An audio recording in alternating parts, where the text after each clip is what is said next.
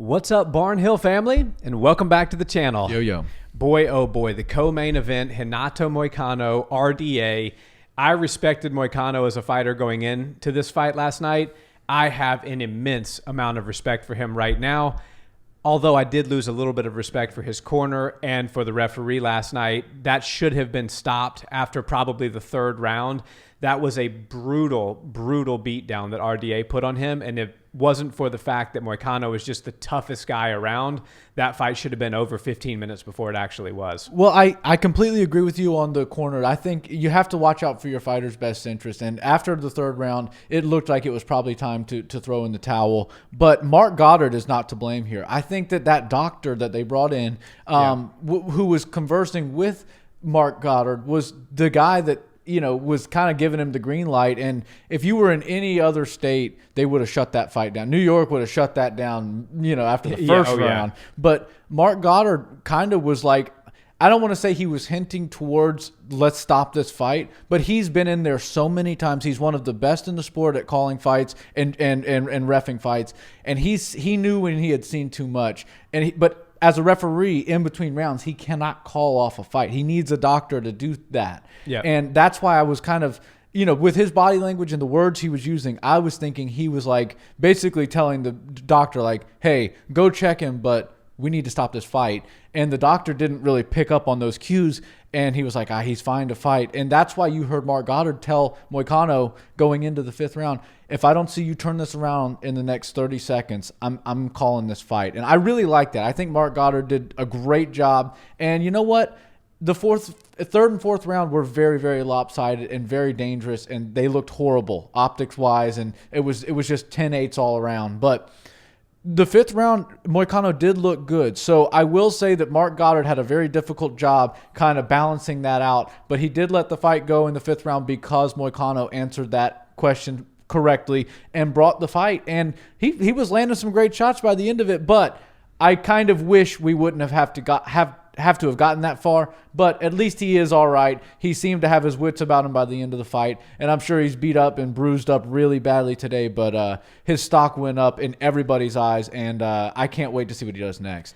Yeah, I mean, Moicano, he's the true warrior. He's one of the toughest guys in all the UFC, and he proved that last night. And I guess I should rephrase my judgment and point it more in the direction of the doctor than Goddard, because Goddard did seem to try to hint to the doctor, who just was not picking up on the hint, that this fight needs to be over. Yeah. But I think at the end of the day, the corners have to be the grown-ups in the room. They have to be the parents. No fighter wants to say, I'm done fighting and quit. That's not, you don't get into cage fighting because you're a quitter or because you back down easily. You're a tough guy if you get in there in a pair of tights with your shirt off and fight some other person who's trained to take your head off. You don't have the type of personality to say, I'm all done here. We're going to go home and fight again another day. So your corner does have to be the people who are the voice of reason in the room. They have to be the people who are thinking, 20 years from now, when he's trying to sit and enjoy time with his grandchildren, how is his mental state going to be? Like,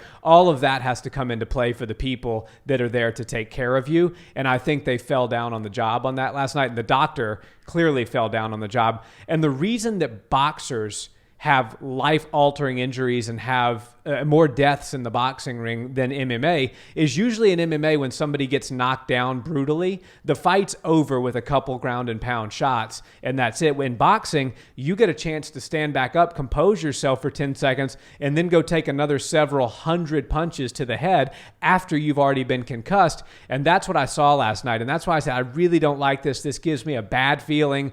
He's been very badly concussed, and now he's continuing to get hit in the head.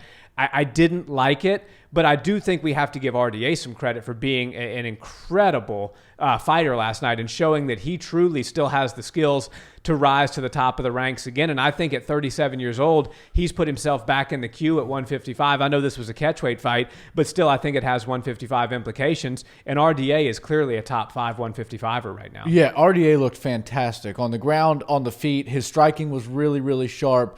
He was landing some beautiful kicks on a taller opponent. Moicano's a tall guy. He's got to be somewhere around 6 feet tall. And he's sending kicks over his head a couple of times. So I do think that RDA's striking is a bit underrated, and his wrestling and grappling is obviously high level. But it was just becoming really difficult for him to finish Moicano. And you saw the human in RDA come out in that fifth and final round. Because while I do think that RDA was giving it his all, he was also kind of reserving a little bit of power and pain that he could have put on Moicano. I do think that he saw a guy step in on 4 days' notice who had soundly lost every round and was really, really brutally beat up. And he probably thought the fight should have been stopped. But the guy's a warrior, and he's walking across at him. And I do think, I don't want to say that Moicano got, gifted an easy fifth round, because it sure wasn't an easy fifth round. But I do think you saw the human side of RDA come out, and we did see him kind of, go a little bit easier in the fifth round than he did in the first 4 rounds on Moicano. And it was just a cool moment. It was, but it also made for a very dangerous moment for RDA, because while he was going lighter, and I believe Bisping said this has almost turned into a sparring session for RDA, make no mistake about it.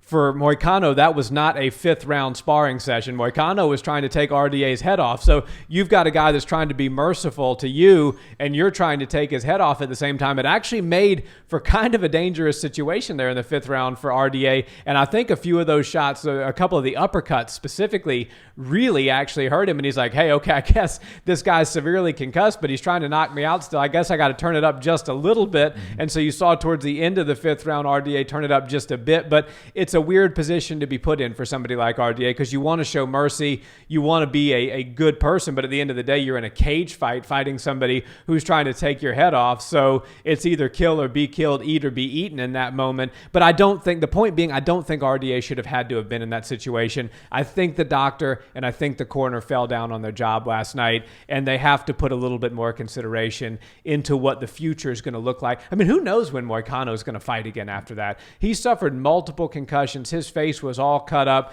Even though he's a tough guy, he's not going to be medically cleared to fight for a substantial amount of time. Mm-hmm. So you're talking about money, off of his plate and all sorts of health ramifications. I think it was a big mistake by the doctor in the corner. Yeah, and the UFC is a great company. They always take care of their fighters, and Moicano is going to get taken care of. They're going to cover all of the medical bills, and they'll probably give him a little bit of extra money for showing up on 4 days' notice all the way from Brazil, probably jet lagged to fight one of the baddest dudes on the planet, former champion RDA.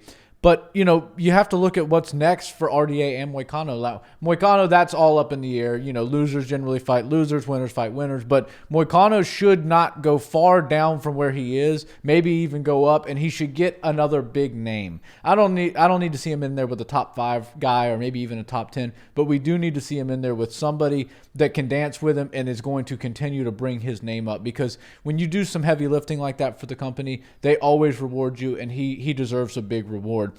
RDA, on the other hand, probably deserves a serious title contender fight. I mean, he's already been to the top of the mountain once, but it seems like he's right there on the cusp of reaching the pinnacle again. And with his beef with Islam Makhachev being there, and now he's got a little bit of negotiating power, saying that Makhachev turned the fight down. Dana said that too. Dana said there's no debate here. It's no question involved. Makhachev turned this fight down. Yeah, and I don't blame Makhachev's team. I'm not going to say it was Islam specifically that was like, no, I won't fight him. I think it's his team going, look, you just fought. You aren't prepared to do this right now. And while you could probably win, you probably will win. If you lose, you know how long it took you. It's a 10 or 11 fights right now, win streak that you're still not in a title fight. Yeah. So let's not take any steps backwards. Maybe if you got to go through Beneil Dariush at the middle part of this year, do it. But then you're kind of left with a title fight only next. And if you lose or you stub your toe against RDA, or maybe even you just go the distance with him, that could be a kind of a mark on your career, and that could slow you down from getting that title. And we all know Khabib and his team really want to see Islam get that title as quickly after Khabib kind of surrendered it as possible. Now, I know there's been a little bit of time and some champions in between, but they do want Islam to have that belt. And I think that last night, it was probably a smart move on Islam's part to not take that fight. Yeah, I think so. And, I don't blame Islam. And as you said, it was probably the management and the team surrounding him, not so much Islam saying, I don't want to fight him. But, he's at the position now where a win over Beneil Dariush gets him a title shot, if not he just gets one automatically. So he's kind of in a good position.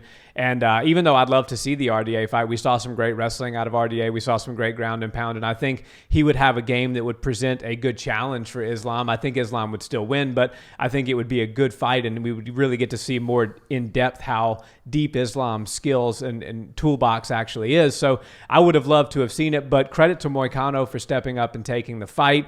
Credit to RDA for putting on a hell of a performance at 37 years old, and he's showing us that this old dog's got one last run in him. Maybe he's the next Glover Teixeira of the 155 division. Yeah, I think he might just do that. 37 years young, looking better than ever, and the sky's the limit for this champ. For sure. Guys, thanks so much for watching this video. Drop us a comment. Let us know what you thought about the performance. Should it have been stopped earlier, and what's next for RDA? And if you haven't already, a like on this video and a subscribe to the channel is much appreciated. See you in the next one. Peace.